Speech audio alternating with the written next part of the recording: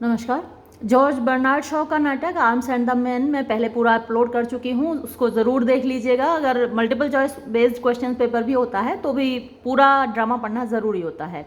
आज के इस वीडियो में कुछ मल्टीपल चॉइस क्वेश्चंस देखते हैं। सबसे पहला question, where was GB Shaw यानी जॉर्ज बर्नार्ड शॉ बॉर्न? तो उनका जन्म डबलिन में हुआ था, आयरलैंड की राजधानी है, और वो आयरिश राइटर है मेनली। हालांकि हम उनको इंग्लिश राइटर्स में पढ़ते हैं, लिटरेचर ऑफ इंग्लिश में पढ़ते हैं, लेकिन वो आयरिश हैं बाय बर्थ। और सेकंड क्वेश्चन देखिए, GB Shaw was born in the year? तो उनका जन्म 1856 में हुआ था, 26 जुलाई को। तो ये डेट्स इंपॉर्टेंट रहती हैं। फिर देखिए question number 3, with which periodical Shaw was not associated? तो जो पीरियडिकल्स के नाम दे रखे हैं उनमें से संडे मिल से वो एसोसिएटेड नहीं रहे हैं। Question number 4, which of the play was not written by GB Shaw? तो इनमें से कौन सा प्ले जॉर्ज बर्नार्ड शॉ के द्वारा नहीं लिखा गया है? तो ये जो सी है सही जवाब है। और एक चीज़ और याद रखिएगा कि इसमें ये जो ऑप्शन है ना बी, मिसेस वॉरेन्स प्रोफेशन, इस पर बैन लगा था। जीबी शॉ का ये नाटक है, तो इस पर इसको याद रखिए। कई बार एग्जाम में ये क्वेश्चन पूछ लिया जाता है कि जॉर्ज बर्नार्ड शॉ के किस ड्रामा पर बैन लगा था? तो मिसेस वॉरेन्स प्रोफेशन पर बैन लगा था, ये याद रखिएगा। इसके बाद क्वेश्चन नंबर 5 देखिए, GB Shaw received Nobel prize for literature for the year 1925 में। फिर question number 6, which of the play is not written by GB Shaw? तो सेंट बेकेट नहीं लिखा है उन्होंने। फिर देखिए, GB Shaw died in the year? तो उनकी मृत्यु 1950 में हुई है, और डेट भी मैंने लिख दी है 2 नवंबर को। कई बार डेट भी आती है एग्जाम में, 1950 तो याद रह भी जाता है, तो कभी कभी डेट नहीं याद रहती और वो भी एग्जाम में दे रखी होती है। फिर देखिए question number 8, the name of Raina's father? तो मेजर पेटकॉफ उनका नाम है। फिर question number 9, who is the servant in the family of Raina who is associated with Luka? तो निकोला। फिर what is that Raina puts in the old coat that she hands over to Bluntschli? तो Bluntschli को जो coat देती है उसमें क्या चीज रख देती है रैना? तो ए फोटोग्राफ, अपना फोटोग्राफ रख देती है और उस पर लिख देती है फॉर चॉकलेट क्रीम सोल्जर। अगर आपने नाटक पढ़ा है मेरे साथ तो आपको याद होगा, तो सी इसका जवाब है। इसके बाद question number 11, what is it that Raina offers to Bluntschli to eat when he first meets her in her bedroom? तो पहली बार जब मुलाकात होती है ब्लंशली और रैना की, तो वो क्या ऑफर करती है ब्लंशली को खाने के लिए? तो चॉकलेट्स ऑफर करती है। Which play has not been written by Shaw? तो कौन सा नाटक है जो शॉ का लिखा हुआ नहीं है? टेम्पेस्ट विलियम शेक्सपियर का लिखा हुआ है। Arms and the man was published in? तो आर्म्स एंड द मैन का पब्लिकेशन 1898 में हुआ था। मुझे लगता है कि मैंने ये कहीं इसकी क्रोनोलॉजी अपलोड की है, शायद जॉर्ज बर्नार्ड शॉ की एक बायोग्राफी मैंने अपलोड की है, और उसमें पूरी क्रोनोलॉजी भी अपलोड की है कि उनका कौन सा नाटक कब लिखा गया। और अगर नहीं है तो फिर मुझे बताइएगा, मैं अपलोड करती हूँ। फिर देखिए एक बार पूरी प्लेलिस्ट वगैरह देख लिया करिए आप, तो उसमें आपको मिल जाएगा। फिर next, arms and the man was published in? तो 1898। फिर देखिए, in his place Shaw deals with anti romantic outlook? तो ये जो कॉमेडी है arms and the man anti romantic comedy कहलाती है। तो जो उनका आउटलुक है यानी दृष्टिकोण है वो एंटी रोमांटिक है, यानी रोमांटिसिज्म के खिलाफ है। The title arms and the man has been taken from the first line of? तो ए नीड की फर्स्ट लाइन से लिया गया है। फिर question number 16, the court episode is concern with the court of? तो जो कोर्ट है वो किसका है? मेजर पेटकॉफ का है, रैना के पिताजी का, जो ब्लंशली को देती है वो पहनने के लिए, जिसको पहन के वो आराम से निकल सके वहाँ से। Who is chocolate cream soldier? तो चॉकलेट क्रीम सोल्जर ब्लंशली है। फिर question number 18, the basic theme of the arms and the Man is anti romantic attitude of? तो एटीट्यूड जो एंटी रोमांटिक है वो किसके खिलाफ है? लव और वॉर के खिलाफ। यानी हम देखते हैं कि लव में यानी जब प्रेम में होते हैं तो एक दूसरे के प्रति वफादार रहते हैं, ताउम्र वफादार रहते हैं, एक दूसरे के साथ जीने मरने की कस्में खाते हैं, है ना, तेरे मेरे मैं ना रहूं मेरे बिन तू ना रहे होके जुदा ये वादा रहा, ऐसा बोलते हैं ना। लेकिन यहाँ आप देखते हैं कि अभी तो जो रैना है वो सर्जियस के लिए सर्जियस की पूजा कर रही है, उसके फोटो की पूजा कर रही है, और फिर बाद में उसका प्यार बदल जाता है, वो कैप्टन ब्लैंचली के प्यार में पड़ जाती है। तो हालांकि आजकल की रियलिटी कुछ ऐसी ही हो गई है, सच्चा प्यार कहीं खो सा गया है। तो जो यहाँ दिखाया गया है वो वैसा ही दिखाया गया है जैसा आजकल आप देख रहे हैं, एंटी रोमांटिक एटीट्यूड। वॉर में भी जैसे सब कुछ कुर्बान, देश के लिए सब कुछ कुर्बान, है ना, मातृभूमि ही सर्वोपरि है, जननी जन्मभूमिश्च स्वर्गादपि गरीयसी, ये आपने सुना होगा। तो लेकिन यहाँ पर आप देखते हैं कि वॉर के खिलाफ भी वैसा ही एटीट्यूड है। जो ब्लैंचली है वो स्विस है बाय ऑरिजिन और लड़ किसी के लिए रहा है, सिर्फ पैसे के लिए लड़ रहा है, मर्सिनरी सोल्जर है वो। तो इन दोनों चीज़ों के खिलाफ है। हु इज़ कैथरीन, तो कैथरीन रैनाज मदर, रैना की माँ है, बी सही जवाब है। फिर क्वेश्चन नंबर 20 देखिए, हु इज़ निकोला, निकोला कौन है, the man servant of Petkoff family, तो पेटकॉफ फैमिली का मेल सर्वेंट है।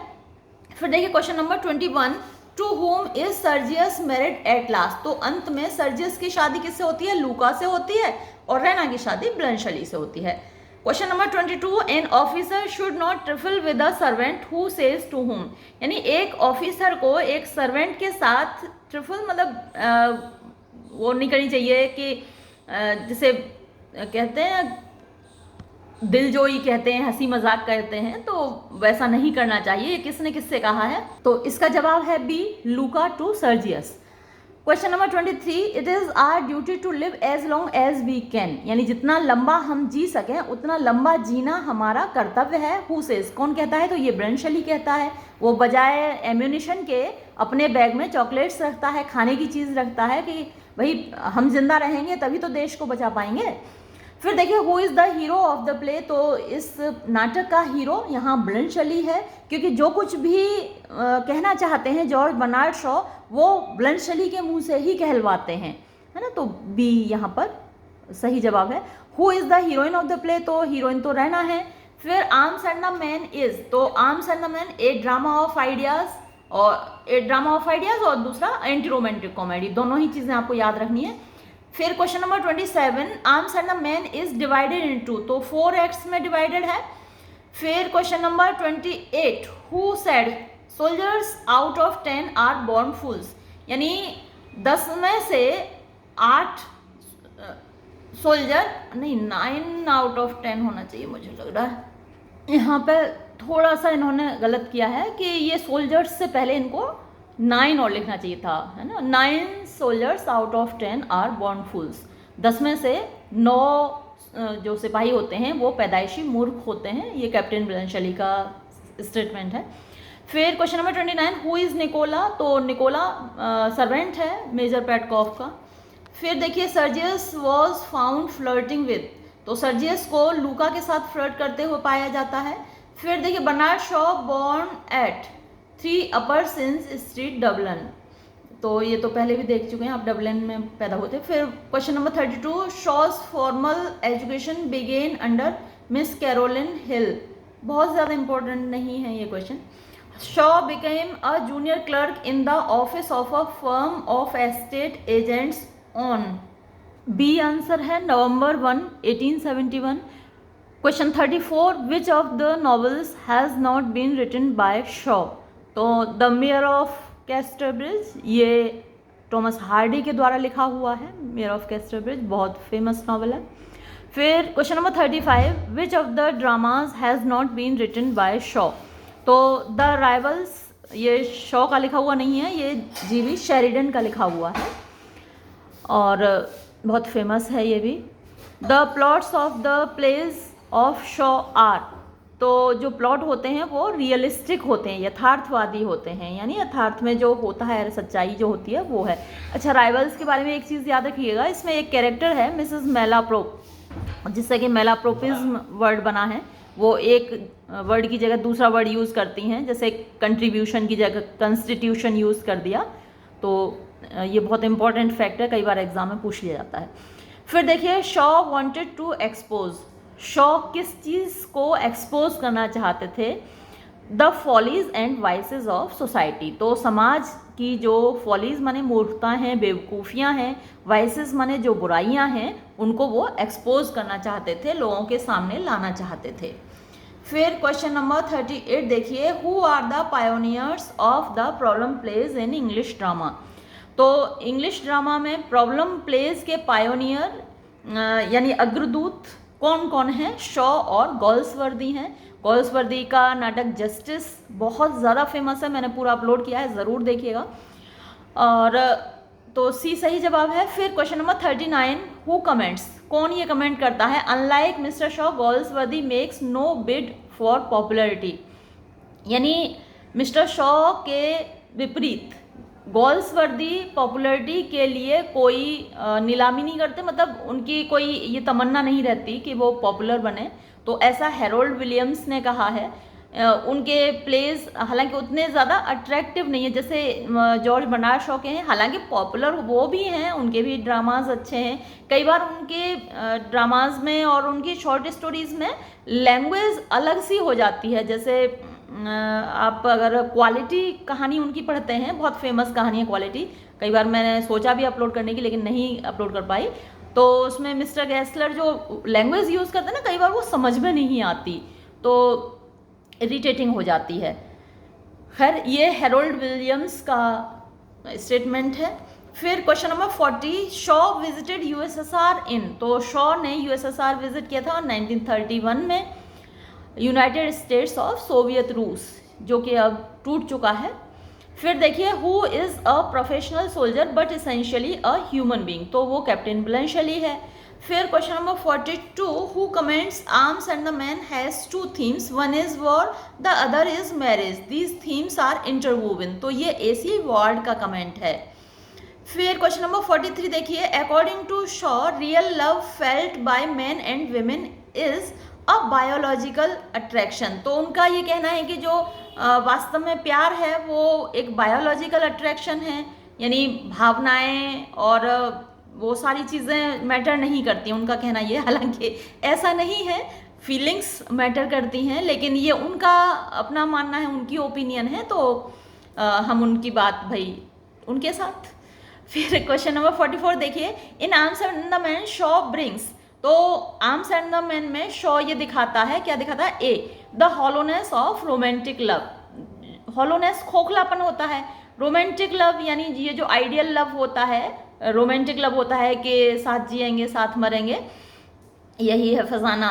तो ये जो रोमांटिक लव होता है उसकी खोखलापन दिखाया है ना, कहते हैं साथ जिएंगे साथ मरेंगे और थोड़ी देर में ही बदल जाते हैं।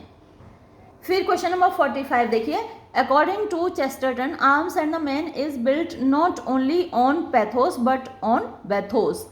तो ये पैथोस पर नहीं बना है बल्कि बैथोस पर बना है। तो बैथोस क्या है? एंटी क्लाइमैक्स होता है, यानी चीज़ें ऊपर की ओर जाते जाते नीचे की ओर लुढ़क जाती हैं। तो जब हम रैना को पूजा करते हुए देखते हैं सर्जियस के फोटो की, तो हमें लगता है कि वाह कितनी आदर्श प्रेमिका है ना। फिर उसके बाद एंटी क्लाइमैक्स आता है, तो ये एंटी रोमांटिसिज्म है।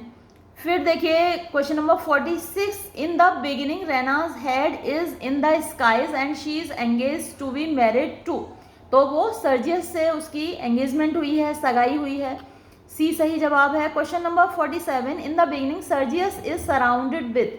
तो सर्जियस जो घिरा हुआ है, किस चीज़ से घिरा हुआ है?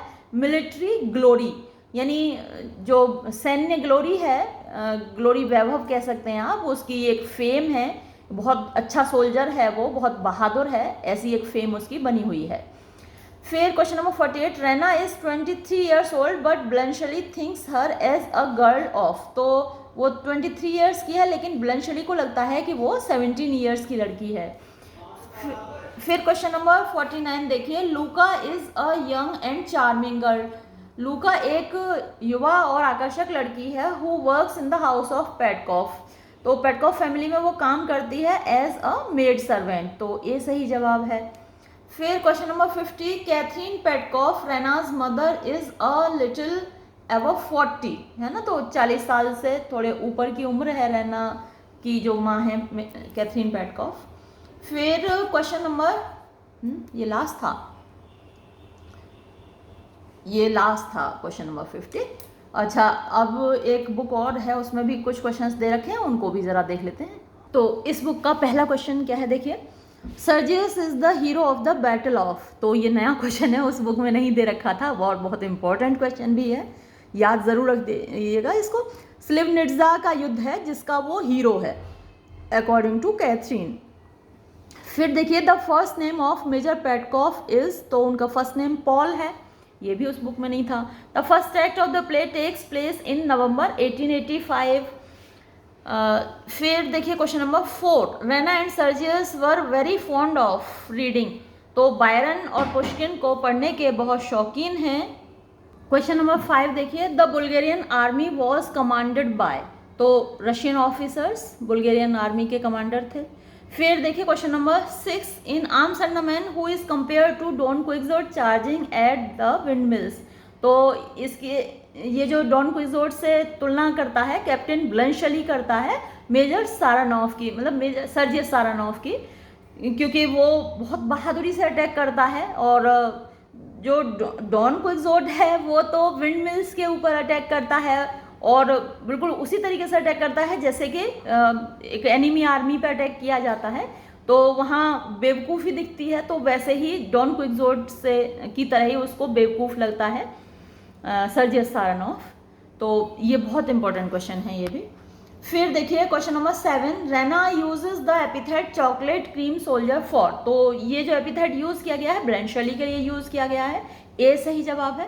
Question number 8, Nicola is a. तो जो निकोला है वो श्यूड और इंटेलिजेंट है ना। श्यूड माने शातिर और इंटेलिजेंट होशियार, तो श्यूड भी है और शातिर भी है, मतलब शातिर भी है होशियार भी है। जो बेवकूफ़ आदमी श्यूड नहीं हो सकता है ना। जितने भी आपने क्रिमिनल्स देखे होंगे, जितने भी कॉन्स्पिरेटर्स देखे होंगे, वो सब इंटेलिजेंट ही होते हैं। फिर देखिए question number 9, Sergius cavalry charge on the shrubs was in fact. तो इसका ए सही ऑप्शन है, अनप्रोफेशनल एंड फूल हार्डी। तो उसने जो अटैक किया था वो बहुत ही अनप्रोफेशनल था, उसकी जान भी जा सकती थी, तो ए सही जवाब है। क्वेश्चन नंबर 10 देखिए, Catherine's attitude to Sergius cavalry charge is. तो जो कैथरीन का एटीट्यूड है इसके प्रति वो बड़ा रोमांटिक है, बड़ा आदर्शवादी है कि भाई बहुत बहादुरी से उसने अटैक किया, जबकि कैप्टन ब्लैंशली की नज़र में वो बेवकूफ़ाना हरकत थी। फिर question number 11, Bluntschli carries in his cartridge cases. तो जो कार्ट्रिज केस है उसमें कारतूस रखने चाहिए, उसमें वो क्या रखता है, चॉकलेट्स रखता है। फिर question number 12, he did it like an operatic tenor who speaks these words about whom. तो ये ब्लैंशली के शब्द हैं सर्जियस के बारे में, डी सही जवाब है। फिर देखिए, the shrubs could not repeal Sergius cavalry charge because. तो ये जो सर्बियन आर्मी थी वो सर्जियस के अटैक का जवाब नहीं दे पाई, क्यों? They were supplied wrong kind of ammunition. उनको गलत कारतूस दे दिए गए थे, जो एम्यूनेशन था यानी गोला बारूद था वो गलत टाइप का था। अगर वो सही होता तो इनकी जान पर बनाती है ना, तो सर्जियस जिंदा नहीं बचता, वो तो उनके पास सही एम्यूनेशन नहीं था, गोला बारूद नहीं था, तो सी सही जवाब है।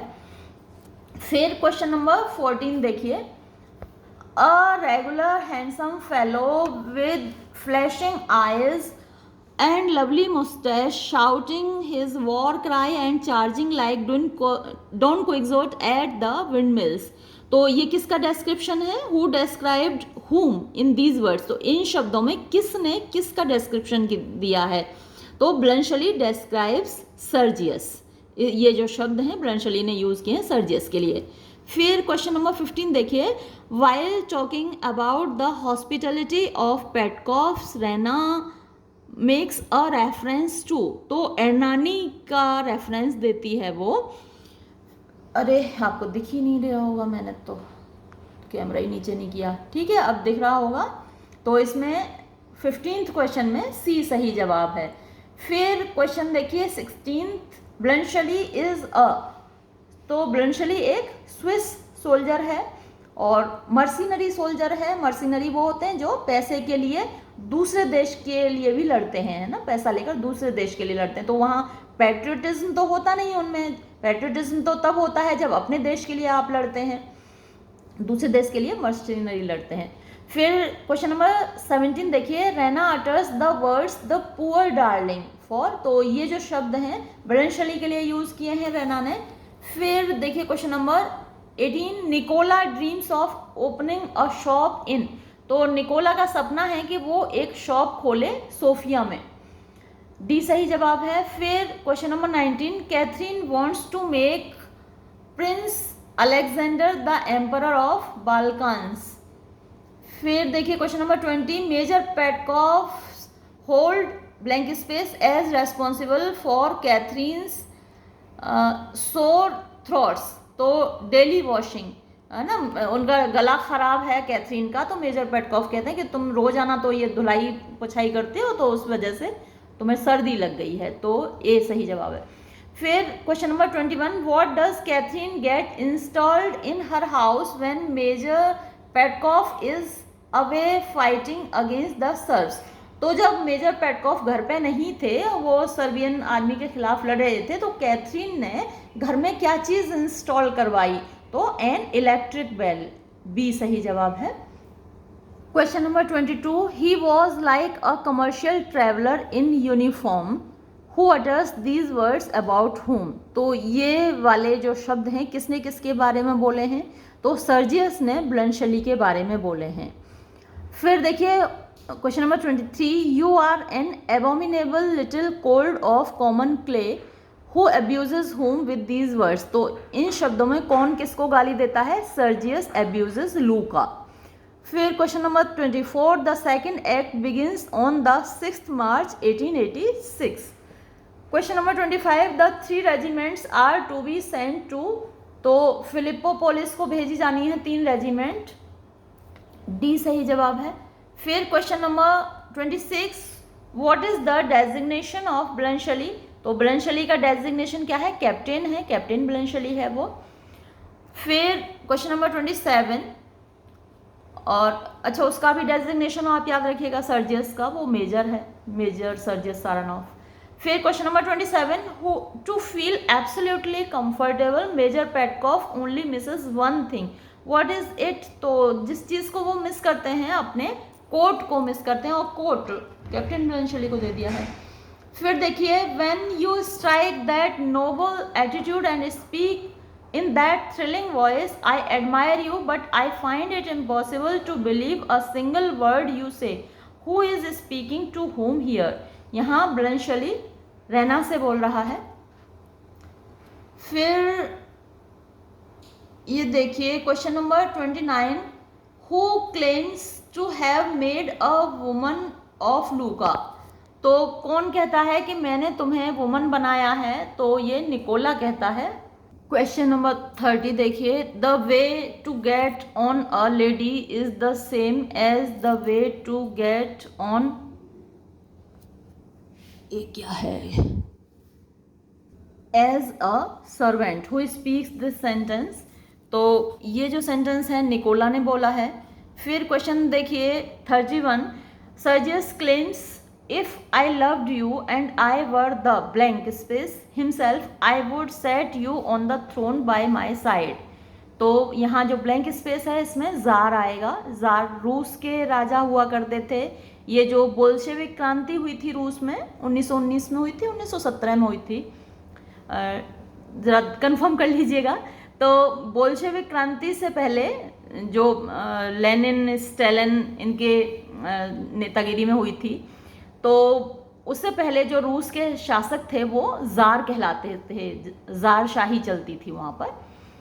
फिर देखिए question number 32, O war war the dream of patriots and heroes who utters these words, तो ये सर्जियस के शब्द हैं।